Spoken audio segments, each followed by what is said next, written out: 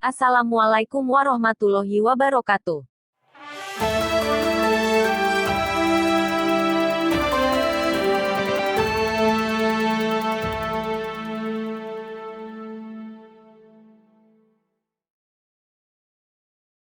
Tanggap bencana. Sebelum membahas tentang bencana, kita harus mengetahui tanda-tanda akan terjadinya bencana tersebut.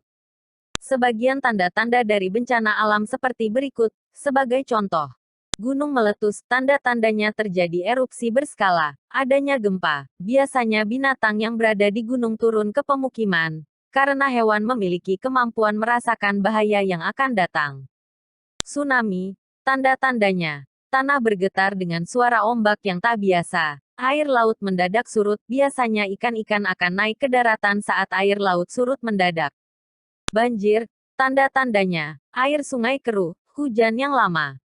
Ketika dalam kondisi rawan gunung meletus, selalu pantau informasi. Biasanya saat terjadi erupsi terdapat bunyi sirine tanda peringatan.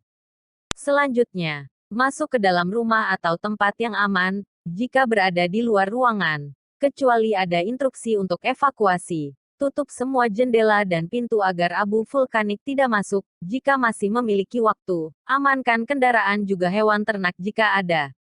Selanjutnya, jangan abaikan instruksi darurat. Perhatikan instruksi darurat saat terjadi letusan. Instruksi ini akan mengarahkan Anda harus dievakuasi ke tempat lain atau dapat tetap berada di tempat karena efek tak begitu besar. Korban letusan biasanya banyak berjatuhan akibat tidak mengindahkan instruksi darurat.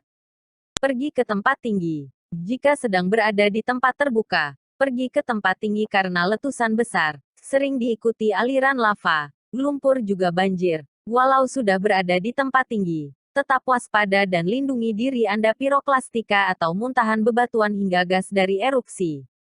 Jika terjebak pada piroklastika, berjongkok dan jangan menghadap gunung. Lindungi kepala dengan tangan, jaket, tas atau apapun yang Anda temukan.